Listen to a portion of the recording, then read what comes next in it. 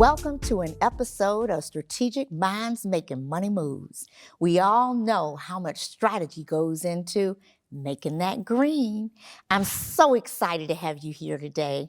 In today's episode, we're going to be talking about how do you scale your business even when you're just getting started. Again, let's talk about what that really means. It is my honor and my pleasure to introduce to you my great guest this morning, and her name is Shawn Brown, and she's from Cheesecake. So welcome, Shawn. Hi, thanks for having me. It's my pleasure, and I'm looking so forward to hearing about your business. Awesome. And where you're going. So why don't you share with the audience a little bit about your company? Well, Cheesecake started as a cheesecake company where we specialize in small, personal-sized cheesecakes, the size of a cupcake, so that way you can try different flavors and have a variety. They're less calories than a full size and less expensive. And then as the business grew, we grew into milkshakes. We did these huge milkshakes. We, of course, added cheesecake to them. They all came with a cheesecake bar. And that really catapulted us in the Instagram world because we became a destination spot for Instagrammable photos for my millennial customers. And then we ended up, we were whimsical, fun. We even had a unicorn grilled cheese sandwich, just everything colorful and fun. Mm-hmm. So it's interesting. So how did the business take off? Where are you now? Talk to me a little bit about that journey. So I started just selling the cheesecakes to restaurants, I'm talking grassroots, knocking on doors, doing catering in restaurants. Then we went into a small space in downtown Atlanta called Peachtree Center. I had 400 square feet there. And so that was good, but people weren't able to really pull up on the weekends. They couldn't see us unless they were in there. So we went and got a storefront in Buckhead, Piedmont, Sydney Marcus area. So now we have a full location. Originally, I only had 4 tables in there because I thought it was going to be, really quick to go. But then as we got more popular, we ran out of seating. Like we had no seating inside. I had to buy tables and chairs for outside. And we outgrew the outside area where we would almost need a waiting list, but people would want reservations. But it just wasn't that kind of setup because it was just kind of like first come, first serve. But if one time I had an actual tour bus pull up, oh my God, with no notice, it was a birthday party. And so 18 teenagers piled in, and it literally took over the entire space, right?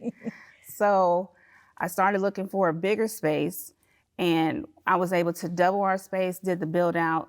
It wasn't far from there, but then 2 months after I opened that location, I was diagnosed with stage 3 breast cancer. Oh no. So then I had to make a choice of keeping it going or focus on myself. So I focused to close. So we've been closed for a year. Okay. While I recover. Well, praise God. And we know the recovery is already here and the victory is won. So we already know that. Thinking about where you want to go next, when you talk about looking at your audiences, you say you had a bus of 18-year-olds coming by. So we know that the desire is there. Are you still keeping the same focus on just cheesecake, or are you expanding your products again to continue to move forward? Ooh, good question. So, while I've been down, before I went down, I was in negotiations with Caesar's Palace Hotel to put a cheesecake in Vegas. And the Walt Disney Company had reached out about putting one possibly in Disney Springs. So I'm not sure which direction it's going to go, coming right back into it. I've kept the momentum of my Instagram page up so people still know that we're there. We do, pop-up shops here and there. I've been invited to do, other businesses that want the audience that I have will invite us out to come and make milkshakes and do stuff at other locations. So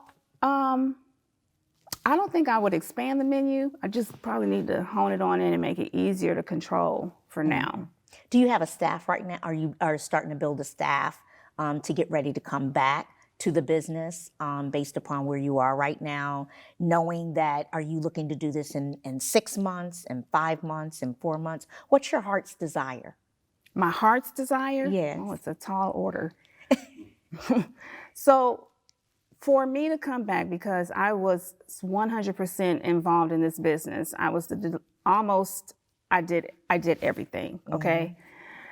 And there was probably a lot of stress and it was really hard. I don't know if I want to go back to it being that way. Okay. So would I need to build a better team? Absolutely. Have I found them? No.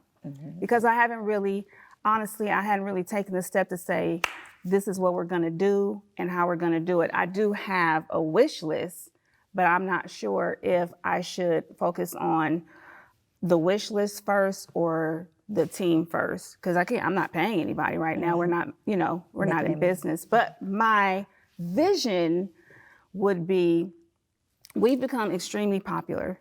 Because I've been on Good Morning America. I get a lot of press, right? And so Cheesecake became like a tourist location. People would come and they have their bucket list of places to go. And we were one of them. I've met people from all over the country. It humbles my heart. So I don't think that being in a shopping center would work for us. My vision would be for us to have our own building.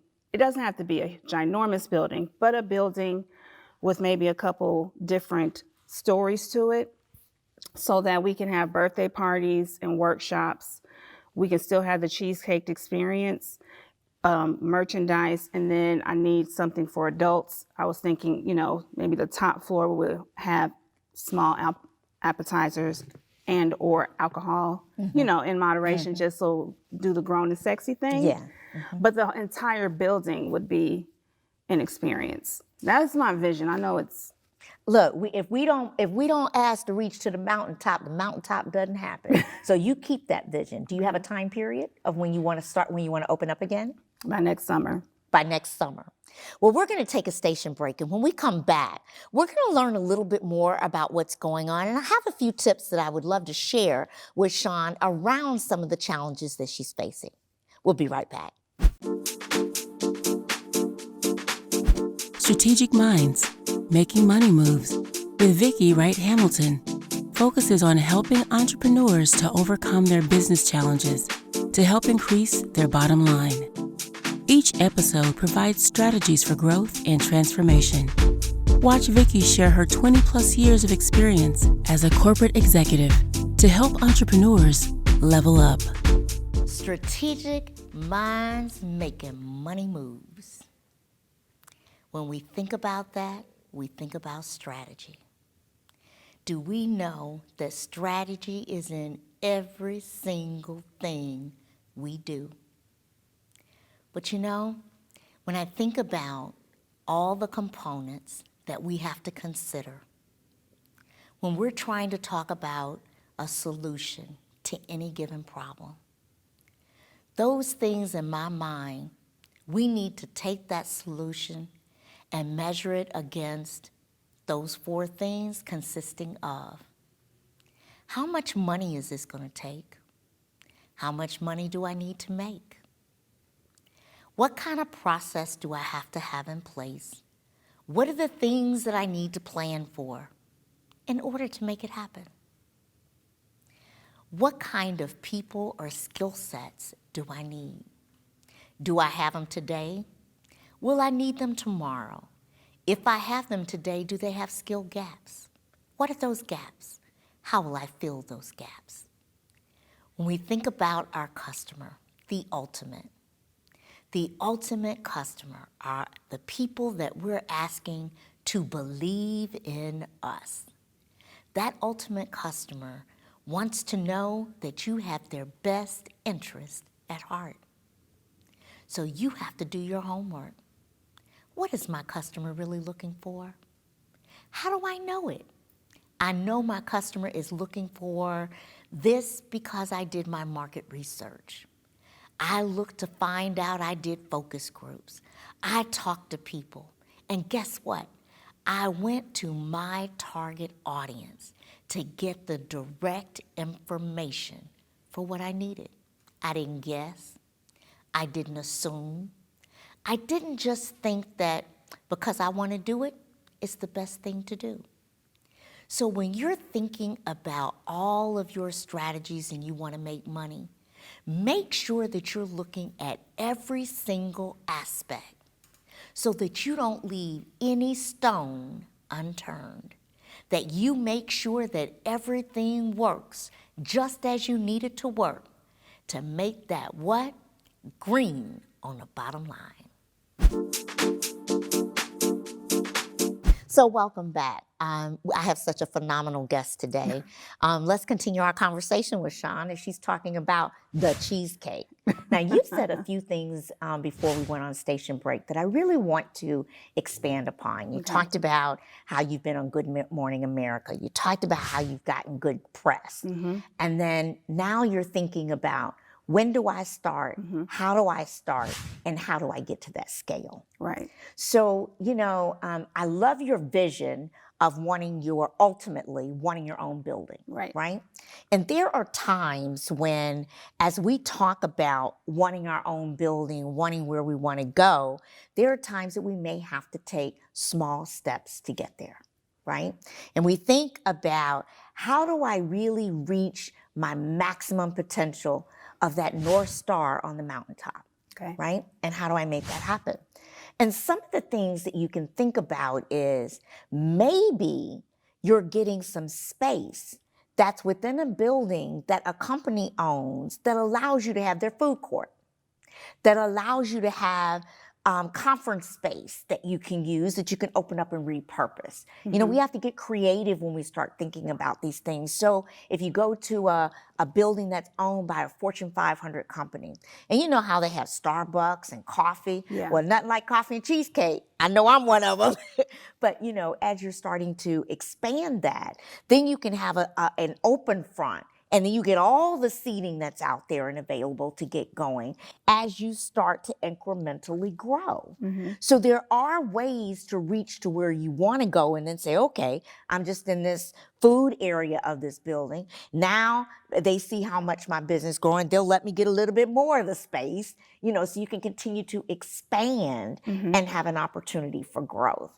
I think that when you talk about your advertising, look, you had great press. Who wouldn't want to be on Good Morning America, right? Yeah. Who wouldn't want Disney calling them? Who wouldn't want to have these great opportunities? My advice to you, don't let them go.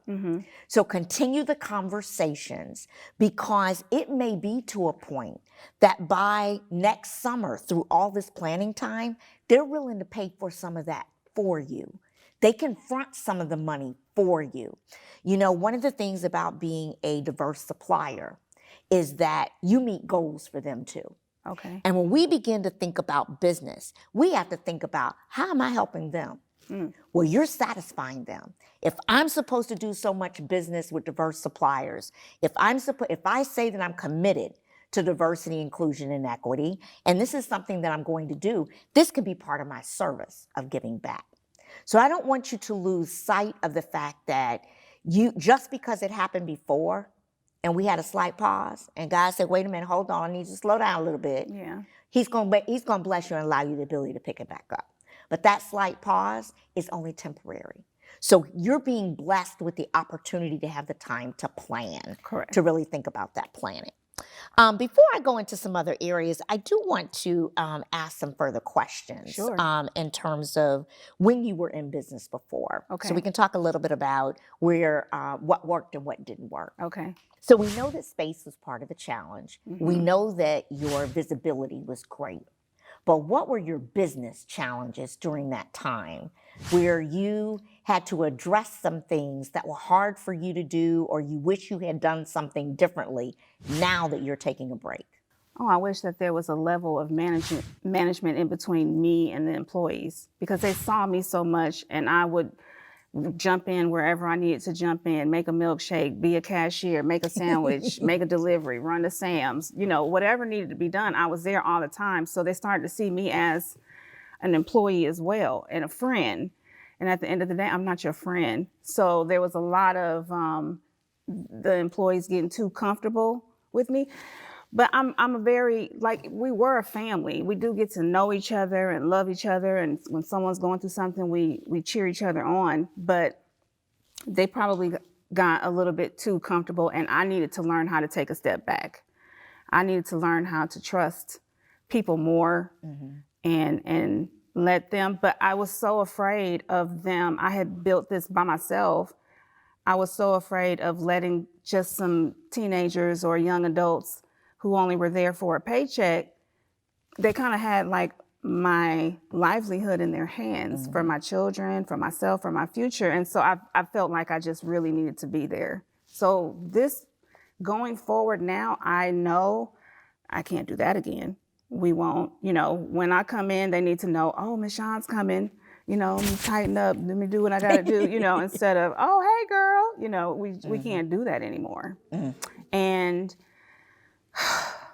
I got into the business because I really enjoyed baking and wanted to bring joy. That was the whole thing. That was why Cheesecake was born, just to bring happiness and joy to people. But once you start to become popular, you don't get to do that a lot, so I had to deal with a lot of, maybe people that were hard to please, people that were upset that there wasn't any seating, then we have homeless people coming in, so you have to deal with, it's just an array of things that I never even thought about. One person came in, a homeless person would not leave. We had to call the police to get them out. It's just, you get bombarded with things like, okay, wait, this wasn't on the list. Didn't prepare for this, the sink's flooding. Okay, so now I'm a plumber. Somebody clogged the toilet. Okay, now I'm unclogging a toilet. It was so many things that you don't think about when it comes to a bakery. You think it's just, oh, let me go and get a slice. And no, And then they want to have parties and stuff like that. So it just became very overwhelming. So we're going to take a break, but when we come back, all of these insights are great to help to plan for, so what do I do next? And so when we come back, we're actually going to talk about what you can do next and get some information from our audience. Yay. Okay? Okay. We'll be right back. Strategic Minds, Making Money Moves with Vicki Wright Hamilton focuses on helping entrepreneurs to overcome their business challenges to help increase their bottom line. Each episode provides strategies for growth and transformation. Watch Vicki share her 20-plus years of experience as a corporate executive to help entrepreneurs level up. Strategic Minds Making Money Moves. When we think about that, we think about strategy. Do we know that strategy is in every single thing we do? But when I think about all the components that we have to consider, when we're trying to talk about a solution to any given problem, those things in my mind, we need to take that solution and measure it against those 4 things consisting of: how much money is this going to take? How much money do I need to make? What kind of process do I have to have in place? What are the things that I need to plan for in order to make it happen? What kind of people or skill sets do I need? Do I have them today? Will I need them tomorrow? If I have them today, do they have skill gaps? What are those gaps? How will I fill those gaps? When we think about our customer, the ultimate customer are the people that we're asking to believe in us. That ultimate customer wants to know that you have their best interest at heart. So you have to do your homework. What is my customer really looking for? How do I know it? I know my customer is looking for this because I did my market research. I looked to find out, I did focus groups. I talked to people, And guess what? I went to my target audience to get the direct information for what I needed. I didn't guess. I didn't assume. I didn't just think that because I want to do it, it's the best thing to do. So when you're thinking about all of your strategies and you want to make money, make sure that you're looking at every single aspect so that you don't leave any stone unturned, that you make sure that everything works just as you need it to work to make that what? Green on the bottom line. So welcome back. Glad to have you join us again talking to Sean Brown about Cheesecake. What an inspiring story. So Sean, before we actually took our break and you were talking about all of the challenges, we all know that as an entrepreneur, you got to do A through Z, right? And everything in between. Oof. Things you didn't think about, things Right. that come up. And those are challenges. But I'd like to, give you a couple of things as you're beginning this journey going forward. And I want to position it from the perspective that there are really 4 primary areas as you begin to think about, how do I start this business again? Okay. The first one is obviously around our finances. What are we looking at from a financial perspective, what it's going to take? And now that you know and have learned from previously, you now know that there may be some extra expenses you need to include in there for managers and things like that as you move forward. And you can have different scenarios for whether you're getting a storefront in a company's building, whether you're getting a different kind of storefront yourself, whatever that might happen to be. Okay. The second thing is that when you think about how it's going to work, you've been through the workflow before. So I would recommend that right now you take the time to identify all the workflows of all the things that occurred while they're fresh in your mind. This happened. What would I do differently? How would I make it? We used to make cheesecake on this side. Maybe we need to make it on this side. Maybe we offer this. So start to go through each one of those because you want to become as efficient as possible. Right. And that will allow you to gain that efficiency. Okay. The third thing is that when you think about your personnel, everybody doesn't have to be an employee. So you have interns you can get. There are people that are going to learn about school and cooking. Think about how you could do that and do it as a project, right? You can hire them as a project. They can come in and help you get what you need and where you're going. Think about the fact that there might be other entrepreneurs out there that are that do nothing but delivery services. Maybe you contract with them to get those delivery services. So don't just think it has to be an employee with salary, tax, and fringe and all of that goes with it. Okay. There's lots of opportunities to be creative when you're doing that. Awesome. And last but not least, as you're thinking about your audience, we've talked about millennials, we've talked about, different age range. We got Generation Z now. You got a lot of areas. Well, I'm going to tell you, even somebody like me that's a little bit more seasoned loves her cheesecake. I love my cheesecake. So to be able to come and have cheesecake and have it as an appetizer and enjoy would be wonderful. Okay. But start to think about how your different audience segments are really going to enjoy it and have opportunities. And it is true, people will want parties. Maybe that's another revenue stream, but you limit it to begin with and you gradually open the door and opportunity because you have the control as to how many you want. You have the control as to what that's going to look like.